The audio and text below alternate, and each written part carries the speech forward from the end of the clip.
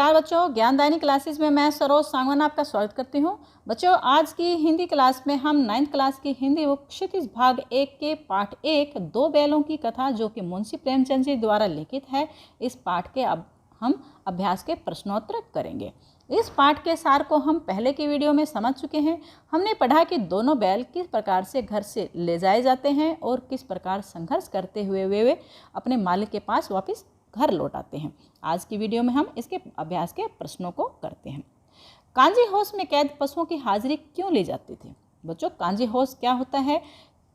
Kanji house एक प्रकार से पशुओं की जेल होती है, जहाँ पर आवारा पशुओं को यानी जिसका कोई मालिक नहीं होता वहाँ उनको कैद किया जाता है, यानी उनकी देखभाल की जाती है। तो इसका उत्तर है कांजी हाउस में ऐसे आवारा पशु कैद होते थे जो दूसरे के खेतों में घुसकर फसलें नष्ट करते थे। कांजी हाउस एक प्रकार से पशुओं की जेल थी। कांजी हाउस की दीवारें कच्ची थी और अनेक प्रकार के पशु वहाँ पर कैद किए गए थे।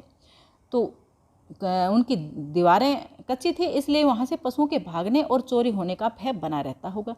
अतः कांजी हाउस के मालिक का यह दायित्व होता था कि वह उन्हें जेल में सुरक्षित रखे तथा उन्हें भागने न दे। इस कारण हर रोज उनकी हाजिरी लेनी पड़ती होगी। छोटी बच्ची को बैलों के प्रति प्रेम क्यों उमड़ आया? छोटी बच्ची की माँ मर चुकी थी। सौतेली माँ उसे मारती रहती थी। इधर बैलों की भी यही स्थिति थी। गया उन्हें दिन भर खेत में जोतता, मारता, पीटता और शाम को सूखा भूसा डाल देता था। छोटी बच्ची महसूस कर रही थी कि उनकी स्थिति और बैलों की स्थिति एक जैसी है। उसे लगता था कि उसके समान बैलों के साथ भी सौतेला व्यवहार हो रहा है। उनके साथ अन्याय होता देखकर बच्ची के मन में बैलों के प्रति प्रेम उमड़ आया। वह रात के समय उनको एक रोटी खिलाने लगी तथा समय आने पर रस्सी खोलकर उन्हें भगा भी दिया। तीसरा प्रश्न है, कहानी में बैलों के माध्यम से कौन कौन से नीति विषयक मूल्य उभर कर आए हैं? इस कहानी के माध्यम से निम्नलिखित नीति मूल्य विषय उभर कर सामने आए हैं, जैसे किसानों तथा पशु में भावात्मक संबंध देखे जा सकते हैं। सरल, सीधा और अत्यधिक सहनशील होना पाप है। बहुत सीधे इंसान को मूर्ख या गधा कहा जाता है, इसलिए मनुष्य को अपने अधिकारों के लिए संघर्ष करना चाहिए। प्रत्येक प्राणी को अपने धर्म पर अडिग रहना चाहिए। आज़ादी बहुत बड़ा मूल्य है। इसे पाने के लिए मनुष्य को बड़े से बड़ा कष्ट उठाने को तैयार रहना चाहिए। संगठित होकर बड़ी से बड़ी मुसीबत पर विजय प्राप्त की जा सकती है। मुसीबत के समय ही सच्चे मित्र की परीक्षा होती है। समाज के सुखी संपन्न लोगों को भी आज़ादी की लड़ाई में योगदान देना चाहिए। चौथा प्रश्न है, प्रस्तुत कहानी में प्रेमचंद ने गधे की किन स्वभावगत विशेषताओं के आधार पर उसके प्रति रूढ़ अर्थ मूर्ख का प्रयोग न कर किसी नए अर्थ की ओर संकेत किया है? इसका उत्तर है, गधा सबसे बुद्धिहीन प्राणी माना गया है, यानी मूर्ख माना गया है। यदि किसी को मूर्ख कहना चाहते हैं तो हम उसे गधा कह देते हैं। गधा मूर्ख के अर्थ में रूढ़ हो गया है, यानी वो प्रसिद्ध हो गया है, परंतु लेखक ने इसे सही नहीं माना, क्योंकि गधा अपने सीधेपन और सहनशीलता से किसी को हानि नहीं पहुंचाता। गाय, कुत्ता और बैल जैसे जानवर कभी कभी क्रोध कर देते हैं, पर गधा ऐसा नहीं करता। वह सुख दुख, लाभ आने में एक समान रहता है। इसलिए गुणों के विषय में वह ऋषि मुनियों से कम नहीं है। इसलिए गधे की उपयुक्त स्वभावगत विशेषताओं के आधार पर उसके प्रति रूढ़ अर्थ, यानी जो प्रसिद्ध अर्थ है मूर्ख का प्रयोग न कर उसके लिए सीधा, सरल व सहनशील अर्थ की ओर संकेत किया गया है। पांचवा प्रश्न है, किन घटनाओं से पता चलता है कि हीरा और मोती में गहरी दोस्ती थी? बहुत समय तक साथ रहते रहते हीरा और मोती दोनों बैलों में गहरी दोस्ती हो गई थी।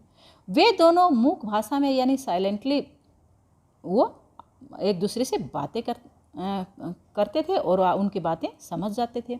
इस कहानी में अनेक ऐसी घटनाएं हैं जिससे पता चलता है कि मोती और हीरा में गहरी दोस्ती थी।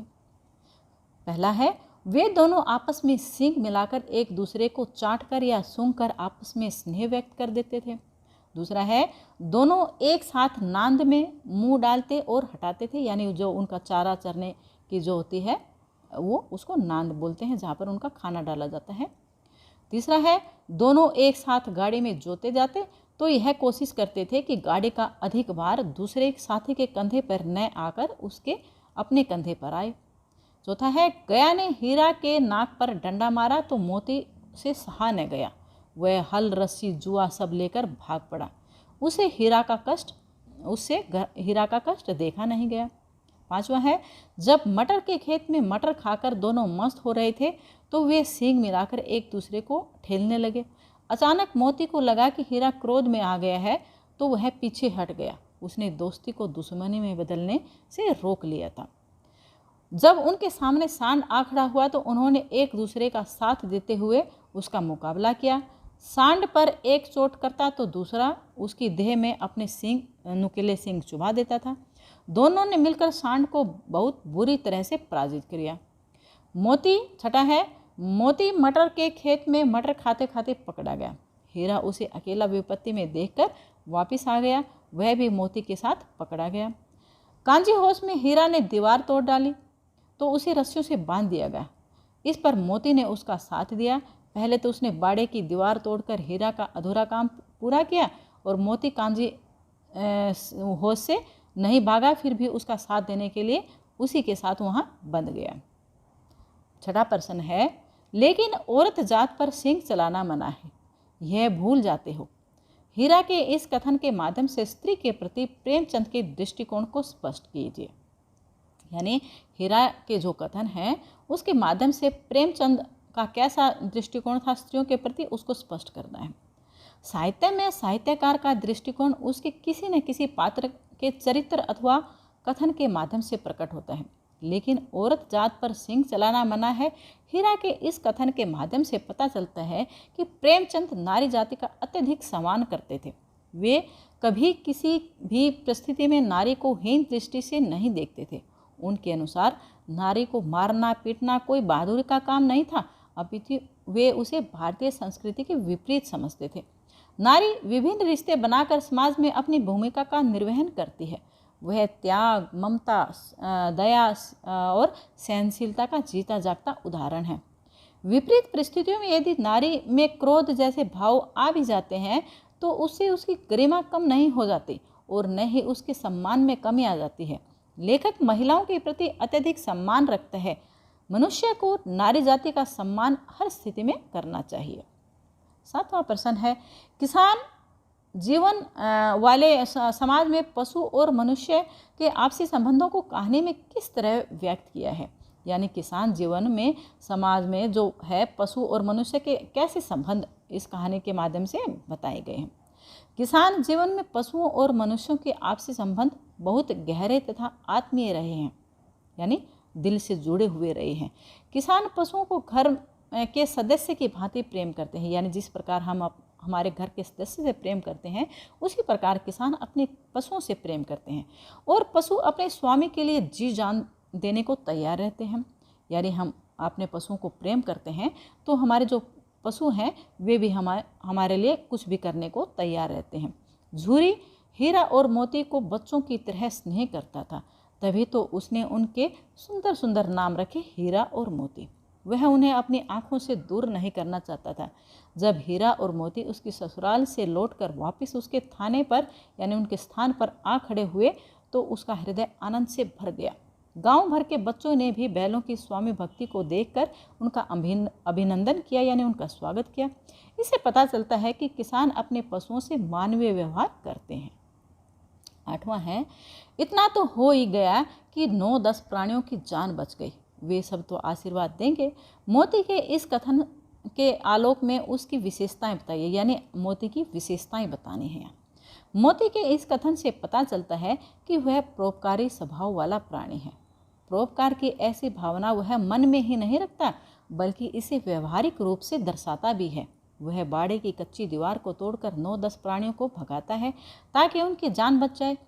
उसे इस बात से बहुत संतुष्टि मिलती है कि उसके इस प्रयास से 9-10 प्राणियों की जान बच गई। इसी प्रकार वह छोटी बालिका को कष्ट देने वाली उसकी सौतेली माँ को भी सींग मारकर मार डालना चाहता था, परंतु हीरा के कहने पर ऐसा नहीं करता। मोती सच्चा मित्र भी है। वह कांजी होश में हीरा को अकेला छोड़कर नहीं जाता। वह आशावादी भी है।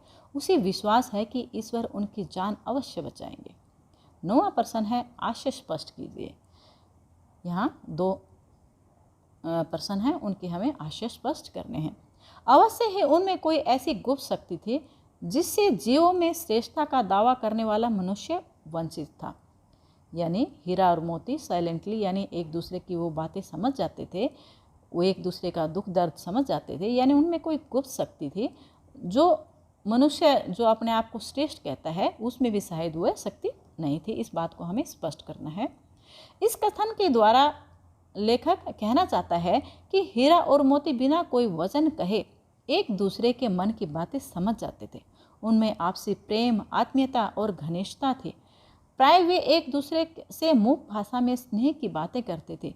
यद्यपि मनुष्य स्वयं को सब प्राणियों में श्रेष्ठ मानता है, किंतु उसमें भी यह गुप्त शक्ति नहीं होती। दूसरा है, उस एक रोटी से उनकी भूख तो क्या शांत होती, पर दोनों के हृदय को मानो भोजन मिल गया था। जब छोटी बच्ची एक एक रोटी दोनों को खिला देती थी, उन एक एक रोटी से बेचारों का पेट तो नहीं भरता था, लेकिन उनके मन को शांति मिलती थी, उनका मन खुश हो जाता था। इसको हमें आशय को स्पष्ट करना है। हीरा और मोती गया के घर बंधे हुए थे। गया ने उनके साथ अपमानपूर्ण व्यवहार किया, इसलिए वे क्षुब्ध थे, दुखी थे। उनकी डंडों से पिटाई की जाती और सूखा चारा खाने के लिए दिया जाता था। परंतु तभी एक नन्ही लड़की रात को उन्हें एक एक रोटी खिला देती थी। उस रोटी से उनका पेट तो नहीं भरता था, परंतु उसे खाकर उनका हृदय जरूर तृप्त हो जाता था। उन्होंने बालिका के प्रेम का अनुभव कर लिया और वे प्रसन्न हो उठते थे, खुश हो जाते थे। अगला प्रश्न है, गया ने हीरा मोती को दोनों बार सूखा भूसा खाने के लिए दिया, क्योंकि गया प्राय बैलों पर अधिक धन खर्च नहीं करना चाहता। गरीबी के कारण खली आधी खरीदना उसके बस की बात नहीं थी। तीसरा है, वह हीरा मोती के व्यवहार से बहुत दुखी था। उसे खली आधी सामग्री की जानकारी नहीं थी। इसका उत्तर है कि वह हीरा मोती के व्यवहार से दुखी था। तो बच्चों, आपको ये अभ्यास के प्रश्न अच्छे से समझ में आ गए होंगे, ये मैं आशा करती हूँ। आपको ये वीडियो कैसी लगी कमेंट करके मुझे बताना। यदि इससे संबंधित आपको कोई भी डाउट है, आपका कोई भी प्रश्न है, यदि कुछ भी समझ में नहीं आया है तो आप कमेंट करके मुझसे पूछ सकते हैं। यदि आपके लिए ये वीडियो हेल्पफुल है तो प्लीज़ इसको लाइक कर दें और चैनल को सब्सक्राइब करके बेल को ज़रूर प्रेस कर दें, ताकि आपको आने वाली हर वीडियो का नोटिफिकेशन मिलता रहे और आपको ऐसे ही हेल्पफुल वीडियो देखने के लिए मिलती रहे। वीडियो देखने के लिए मैं सरोज सांगवान आपका धन्यवाद करती हूँ।